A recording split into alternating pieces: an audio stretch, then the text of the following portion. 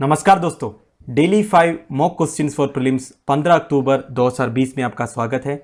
मेरा नाम है विनीत सागर। दोस्तों, हर्षित द्विवेदी एजुकेशन द्वारा बनाया गया सारे वीडियोस की नोटिफिकेशन मिलने के लिए और सारे लेक्चर्स की पीडीएफ एक्सेस करने के लिए आप टेलीग्राम चैनल ज्वाइन कर सकते हो, जिसका लिंक नीचे डिस्क्रिप्शन में दिया हुआ है। चैनल के द्वारा बनाया गया स्पेशल वीडियोस के लिए और हमें सपोर्ट करने के लिए आप चैनल के मेंबर बन सकते हो ज्वाइन बटन के थ्रू। तो आगे चलते हैं। आज Question number 1. The Intellectual Property India annual report was released by the Office of Controller General of Patents, Designs and Trademarks, Government of India. Consider the following statements which are correct. Video pause कीजिए और answer बताइए। I hope आपने answer किया होगा। Now the answer is option D 1, 2, 3 and 4। Office of controller general of patents, designs and trademarks, government of India. नाम से ही आपको पता चल गया होगा, ये एक गवर्नमेंट ऑफ इंडिया की एजेंसी है। उसमें कंट्रोलर जनरल रहता है और ये काम क्या करते हैं? पेटेंट्स, डिजाइन्स एंड ट्रेडमार्क्स का। तो दोस्तों, क्या है पेटेंट्स? मैं आपको सिंपल भाषा में समझाता हूं। दोस्तों, अगर मान लो एक कंपनी एक प्रोडक्ट निकाल रहा है और वो प्रोडक्ट जो है एक नया प्रोडक्ट है, अभी तक मार्केट में आया नहीं है, और वो प्रोडक्ट बना है उनकी इनोवेटिव आइडिया के थ्रू, उनकी कंपनी की जो एम्प्लॉयज़ है उनकी इंटेलेक्चुअल से, उनकी जो आइडिया इनोवेटिव आइडियाज़ के थ्रू वो प्रोडक्ट बनाया गया। अब वो प्रोडक्ट का पेटेंट वो लोग ले सकते हैं। किसके लिए? ताकि दूसरे कोई कंपनी उस प्रोडक्ट को इमिटेट नहीं कर सके। राइट दोस्तों, तो इस तरह जो करते हैं ना, अपनी प्रॉपर्टीज को बचाना, अपनी आइडियाज़ को सिक्योर करना, इसको पेटेंट लेना बोलते हैं। राइट दोस्तों, अब ट्रेडमार्किंग क्या है? ट्रेडमार्किंग बताने की कोई ज़रूरत नहीं है, वो ईजी है, क्योंकि कोई भी कंपनी एक प्रोडक्ट निकालता है उसमें अपना एक लोगो पंच करता है, उसको बोलते हैं ट्रेडमार्किंग। ताकि दूसरे कोई ऐसा कोई प्रोडक्ट निकाला तो कंज्यूमर्स या कस्टमर्स को यह पता चलेगा कि हाँ, ये ट्रेडमार्किंग इस कंपनी का है, तो मैं इस कंपनी का प्रोडक्ट लूंगा। राइट दोस्तों, इसको बोलते हैं ट्रेडमार्किंग। अब दोस्तों, न्यूज़ ये आया था, intellectual property India annual report was released by the government of India. Along with that annual rankings, the year 2018-19 was also decided by Office of Controller General of Patents, so and so. तो दोस्तों, जो office of controller general of patents, designs and trademark, government of India हर साल एक report निकालता है, उसमें annual ranking देता है। तो 2018-19 का रैंकिंग अभी निकाला है, उसमें चंडीगढ़ यूनिवर्सिटी गरुआ टॉप किया है। ठीक है, उन्होंने 336 पेटेंट्स फाइल किया है। तो बेसिकली ये जो office of controller general of patents क्या करते हैं? रैंकिंग देता है। इंडिया में जितने भी ऑर्गेनाइजेशन से, जितने भी यूनिवर्सिटीज हैं जो साइंस एंड टेक्नोलॉजी में या कोई और फील्ड में कोई भी नया आइडियाज़ लाया, कोई भी नया टेक्निक्स लाया, कोई भी नया प्रोडक्ट्स लाया, उसमें पेटेंट्स देते हैं वो लोग। ठीक है, तो सबसे ज़्यादा पेटेंट्स के लिए अप्लाई किया, मतलब फाइल किया, ये जो चंडीगढ़ यूनिवर्सिटी गरुआ ने।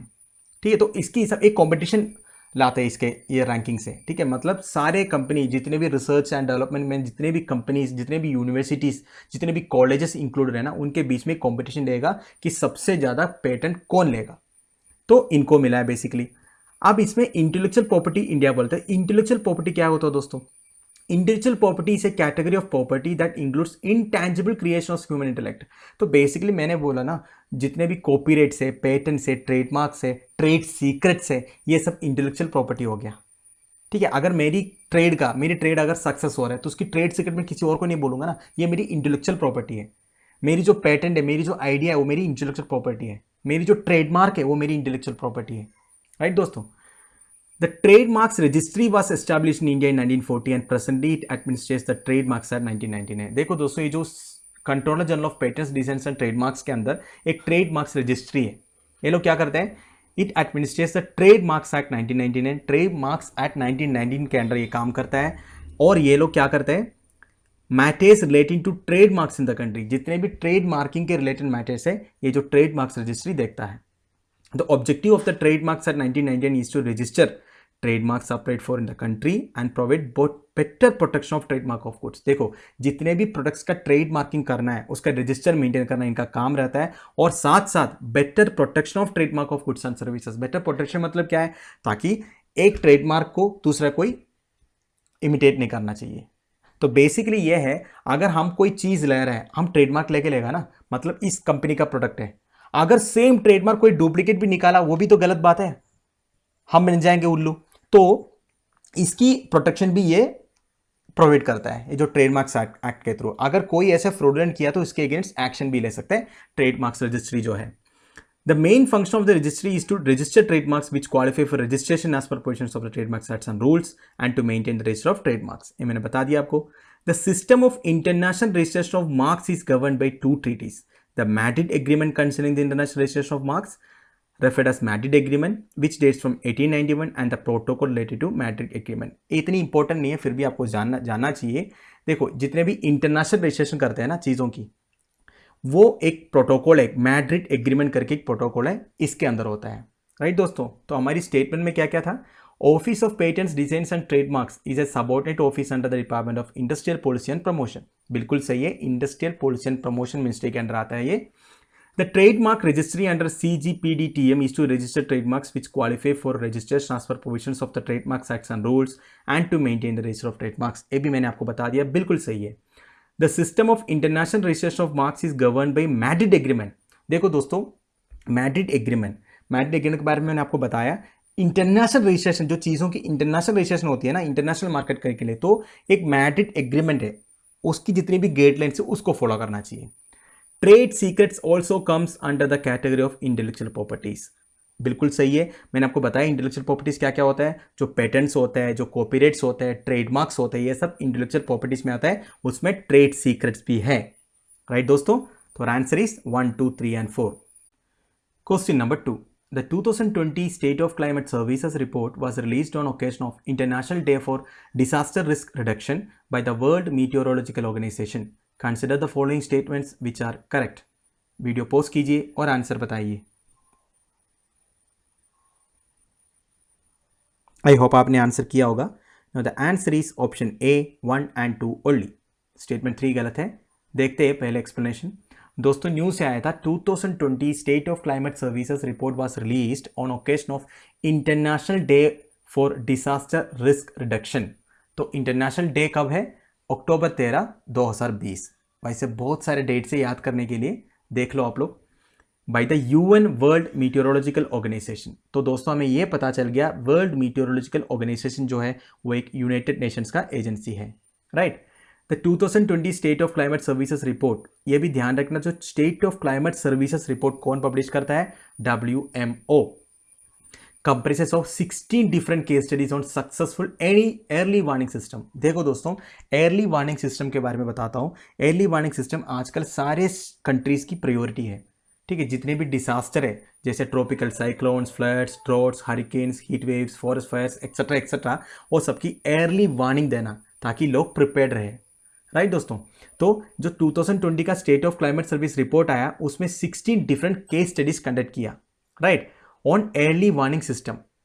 उसमें 16 में ये लिखा है, उसमें क्या क्या देखो, tropical cyclones, floods, droughts, hurricanes, heat waves, forest fires, desert locust, dust and sandstorm, severe wind and glacier like outburst.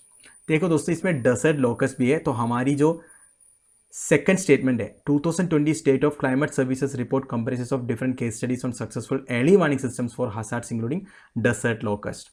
अब लोकस्ट क्या है आपको मैं बताने की कोई ज़रूरत नहीं है क्योंकि न्यूज़ में था ये कई दिन से. मैं और एक बार बता देता हूँ, पाकिस्तान एरिया से, मतलब नॉर्थ वेस्टर्न एरिया से कुछ इंसेक्ट्स आए थे हमारे राजस्थान में, गुजरात एरिया में, कहीं साउथ तक आ गया था वो लोकस्ट. एक छोटा इंसेक्ट होता है, वो पूरे जो कल्टीवेशन है, पैडी, वीट, जितने भी है ना क्रॉप्स को खा लेता है. फार्मर्स को बहुत ज़्यादा नुकसान पहुंचाता है ये. ठीक है, एक ग्रुप में आता है. अब इसकी भी अर्ली वार्निंग सिस्टम के ऊपर स्टडी कंडक्ट किया WMO ने. राइट. वर्ल्ड मीटियोलॉजिकल ऑर्गेनाइजेशन के बारे में, it is a specialised agency of the United Nations. Right. It is responsible for promoting international cooperation on atmospheric science, hydrology, climatology, and geophysics. The organization was established under International Meteorological Organization founded in 1873. देखो दोस्तों, 1873 को under international meteorological organization ये found हुआ था. World meteorological convention of 1947 formally establish the world meteorological organization. देखो, एक world meteorological convention 1947 में conduct किया गया, ये फॉर्मली एस्टैब्लिश किया WMO को. The convention was invoked on 23 March 1950 and thereafter WMO began its operation under the United nation.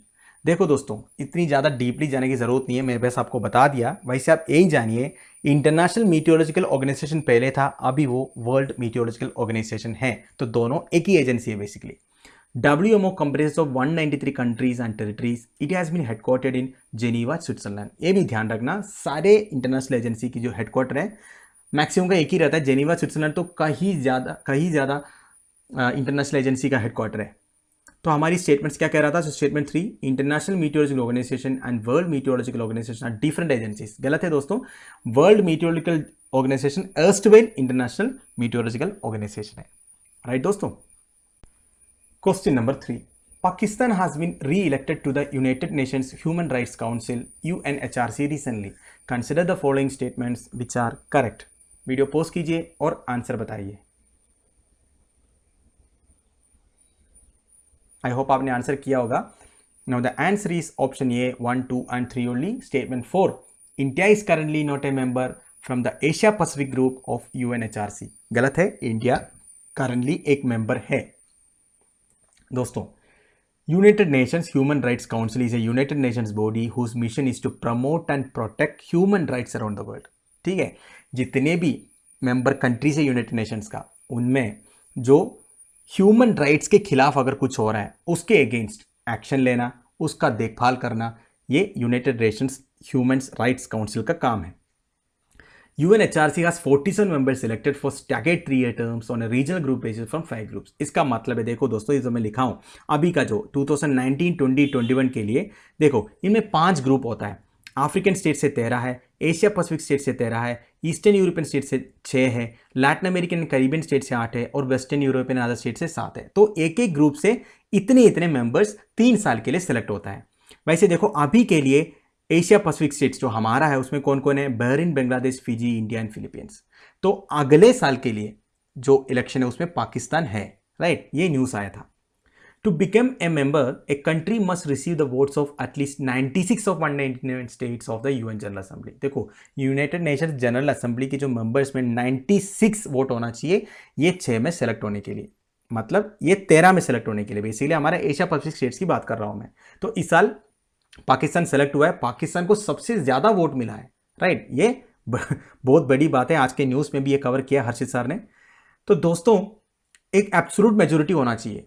Absolute majority क्या है? आप लोग सब पॉलिटी पढ़ा हुआ है तो आपको पता है एब्सोल्यूट मेजोरिटी क्या है, मतलब मोर देन हाफ होना चाहिए। और members are elected for a period of 3 years with a maximum of 2 consecutive terms। देखो 2 consecutive terms हो सकता है, इसके बाद निकलो, इसके बाद 3 साल बाद फिर आओ। अब देखो 3 साल के लिए होता है। In electing council members the resolution provides that general assembly members shall take into account the candidates contribution to promotion and protection of human rights and their voluntary pledges and commitments by thereto। इसका मतलब है दोस्तों, जब UN general assembly election करते हैं, election conduct करते हैं, तो मेंबर्स को ये देखना चाहिए आप जिस कंट्रीज को इलेक्ट कर रहे हो ना, वो ह्यूमन राइट्स के लिए क्या क्या कॉन्ट्रीब्यूशन किया and protection of human rights के लिए क्या क्या प्रमोशन किया, ये सब देखो, और इनकी कमिटमेंट क्या है ये देखो। तो ये मुझे आश्चर्य ये हो रहा है कि पाकिस्तान कैसे सेलेक्ट हो गया, और सबसे ज्यादा वोट मिल गया पाकिस्तान को, चाइना से भी ज्यादा पाकिस्तान को मिला है। वैसे चाइना भी सही नहीं है, ह्यूमन राइट्स वायलेशन में चाइना भी बहुत आगे है, चाइना भी बहुत ज्यादा प्रोसिक्यूशन होता है माइनॉरिटीज का, आपको पता ही है। वैसे इस साल पाकिस्तान इलेक्ट हुआ है, एक बड़ी न्यूज है। राइट दोस्तों, तो हमारी आंसर 1, 2 and 3। स्टेटमेंट एक बार देख लेते हैं। UNHRC से United Nations body which replace UN commission on human rights. देखो, ये पहले UN commission on human rights था, अब ये United Nations human rights council बन गया। इसमें 47 members selected for 3 year terms on A regional group basis from 5 groups। बिल्कुल सही है। To become a member, the country must receive votes of at least 96 of the 191 states of UN General Assembly। मतलब absolute majority, ये भी सही है। India is currently not a member, India member है पर अगली बार के लिए इंडिया मेंबर नहीं है। ठीक है। Question number 4, Prime Minister Sri Narendra Modi will release a commemorative coin of ₹75 denomination in order to mark the long-standing relation of India with Food and Agriculture Organization on the occasion of 75th anniversary of FAO on October 16, 2020। Consider the following statements which are correct। देखो दोस्तों, question में क्या news आया था ये भी है, आप उसका आंसर बताइए। आई होप आपने आंसर किया होगा। Now the answer is option D, 1, 2 and 3 तीनों स्टेटमेंट सही है। दोस्तों, फूड एंड एग्रीकल्चर ऑर्गेनाइजेशन ये क्या है? Food and agriculture organisation is a specialised agency of United Nations. बहुत इंपॉर्टेंट पॉइंट है, ये एक यूएन एजेंसी है। Established in 1945, the Food Agriculture Organization has its headquarters in Rome, Italy. देखा इसके हेडक्वार्टर रोम में है, इटली में. It was founded with a goal to provide food security for everyone and assure that people will have access to high quality food in sufficient quantities to achieve a healthy lifestyle. तो इसकी गोल, इसकी नाम से आपको पता चल गया होगा इसकी गोल क्या होगा, इसकी ऑब्जेक्टिव क्या होगा. फूड सिक्योरिटी प्रोवाइड करना, सबको खाना मिलना चाहिए, वो भी high quality. Every year, FAO publishes a number of major state of the world reports related to food, agriculture, forestry, fisheries and natural resources. तो और एक वन लाइनर है इधर, state of the world report कौन publish करता है? Food and agriculture organisation, जो UN की एजेंसी है. Food and Agriculture Organization has 197 member countries, which includes European Union as well. It conducts biennial conferences, मतलब साल में 2 बार. The FAO Council is the executive arm of the governing body. The members elect the council, which is composed of 49 members. देखो, food and agriculture organisation का executive council भी है जिसमें 49 member रहता है, right. The food and agriculture organisation of the United Nations has enjoyed a valuable partnership with India since its began operations in 1945. तो India के साथ फूड एंड एग्रीकल्चर ऑर्गेनाइजेशन का रिलेशन जो है बहुत साल से, इसलिए ये 75th एनिवर्सरी मना रहा है. इसको कमेमोरेट करने के लिए मोदी जी 75 रुपीज़ के कोइन भी निकाल रहा है, ठीक है. तो अब इसमें पता होना चाहिए कि इंडिया एंड एफएओ का रिलेशन कितनी अच्छी है. It continues to play a major role in India's progress in the areas of crops, livestock, fisheries, food security and management of the natural resources. FAO began its operation in India in 1948. It has an office in new Delhi में FAO का office भी है.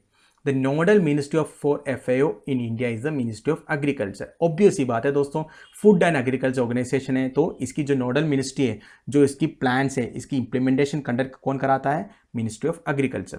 तो हमारी statement food and agriculture organisation and specialised organisation of the United Nations बिल्कुल सही है. State of the world reports related to food, agriculture, so and so is are published by the FAO every year, बिल्कुल सही है. Nodal ministry कौन सा है? Ministry of agriculture. तो हमारी स्टेटमेंट 1, 2 and 3 सही. Question number 5. The President of India, Ramnath Kovind, gave assent to the Gujarat's Disturbed Areas Act Amendment Bill 2019 recently. Which of the following statements are correct regarding the amendment? Video को pause कीजिए और answer बताइए. I hope आपने answer किया होगा. Now the answer is option A 1 and 2 only. दोस्तों, statement 3 गलत है. देखते हैं एक्सप्लेनेशन. दोस्तों, president Ramnath Kovind has given his assent to a bill passed by Gujarat assembly last year.